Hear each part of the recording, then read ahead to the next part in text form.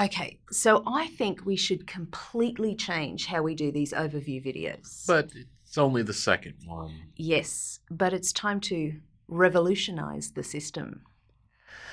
I see what you did there. Yeah.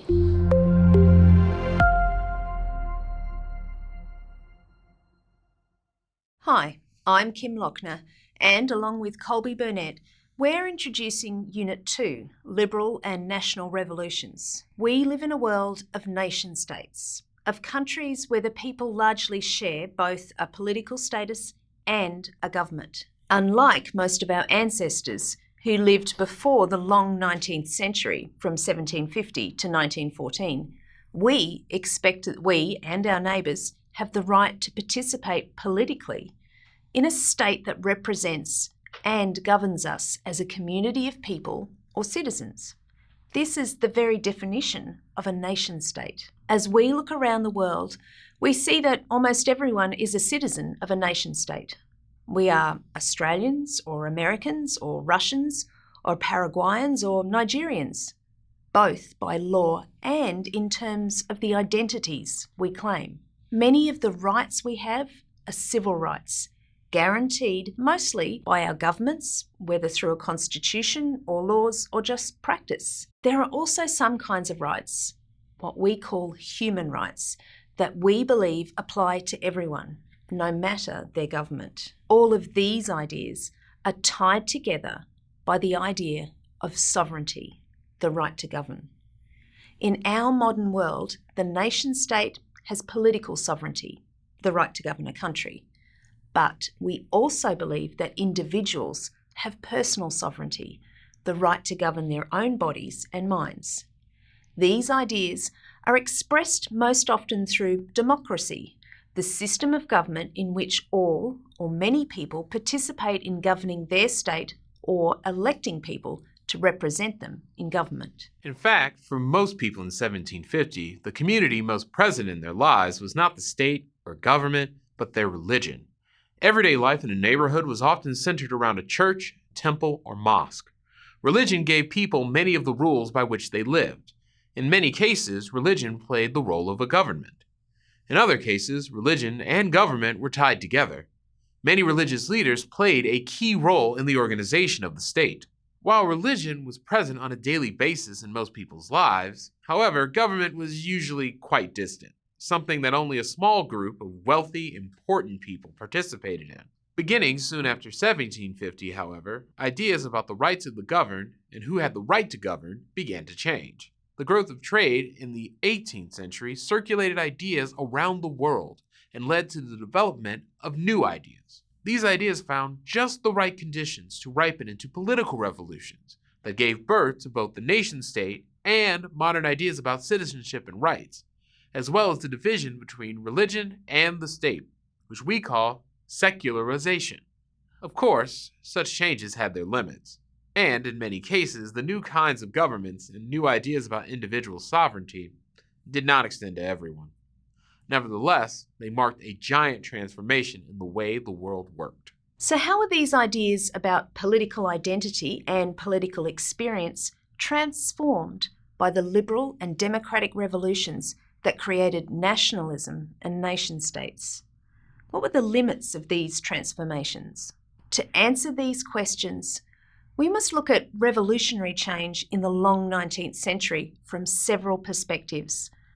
Not only the great revolutionary cities of the age, such as Port-au-Prince, Paris, and Philadelphia, but also other locations around the world that participated in this age of revolutions in different ways. One of these was the port town of San Louie in West Africa.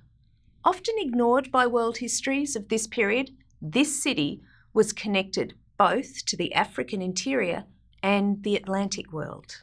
Legally governed by France when the French Revolution began in 1789, Saint Louis's leading citizens often spoke both French and local languages. They were mostly Muslims, although some were Catholics. Their religions played a large part in their lives, and in many cases connected them to trading partners in distant parts of Africa or Europe who were of the same faiths. But their differences in religion didn't stop them from being able to work together or to think of themselves as French subjects. Most of the leading citizens of Saint Louis were also merchants by trade, They were involved in trade between the African interior and France, competing for business and profits with the French company that was associated with the French king, and got special privileges from that king. When the French Revolution broke out in 1789, these merchants of Saint Louis, Senegal, quickly embraced the language of rights and the nation of citizens that was a hallmark of revolutionary France. Thousands of miles to the north, but connected to Saint Louis by ties of trade and migration. These French-speaking African merchants saw themselves as natural allies of the revolutionaries in France, seeking to overthrow a king, and hoped that they could overthrow the French company they competed with as well. They also hoped to be allowed to govern themselves through an elected mayor and to be represented in the new National Assembly, the first attempt at democracy in France. Quickly, they wrote to the French revolutionaries, calling them brothers. Despite differences in skin color, they wrote, "We are all French, and no people show more patriotism and courage than we do." But despite this spirit and claim to citizenship, there were limits to French political revolution. The merchants of Saint Louis were not invited to join the National Assembly, and it was only in 1916, more than 120 years later, that they would get representation. By then, West Africa was embarking on a 50-year pathway to independence from the French Empire. In 1959, 170 years after the French Revolution, the people of Saint Louis would become citizens of their own independent West African country of Senegal. The story of Saint Louis stretches across the long history of the spread of the nation-state and democracy around the world. This spread was not inevitable. It was a result of 250 years of hard work by people and populations around the world. This chart shows time across the x-axis and measures the number of democratic states on the y-axis. As it shows, more and more democratic countries have been created over time, gradually in the 19th century, more rapidly in the late 20th century.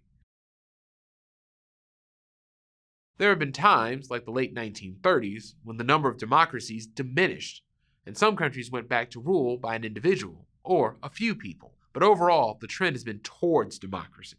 This chart shows something similar. It shows that the number and percentage of people living under democracies has grown substantially over time, from less than 500 million in 1816 to almost 4 billion today. But this conclusion may obscure the fact that many struggles for democracy and the rights of citizenship have not succeeded. Like the inhabitants of Saint Louis, Senegal, people in many parts of the world tried to gain political rights during this era, only to be denied. Indeed, as this chart shows, many people still do not live in states considered democracies. We have no proof that the trend to democracy is continuing, or will continue in the future. Although it was gradual and uneven, the political transformation of the long 19th century revolutionised how we think of ourselves and our rights, and was an important element in creating the world in which we live today. That doesn't mean that the nation-state or citizenship or even democracy is the last transformation we'll see. There are probably a lot of political innovations to come, but the liberal and national revolutions of the long 19th century definitely played an important role in creating the world in which we live today. We can't understand our world or orient ourselves to it unless we know where these revolutions came from and what their legacy is to us. Countries almost seem like teams sometimes. Like, why do people feel the need to sort themselves into competing sides? Oh, I swear, if you start talking about Gryffindor and Slytherin again... It's a perfect analogy. No.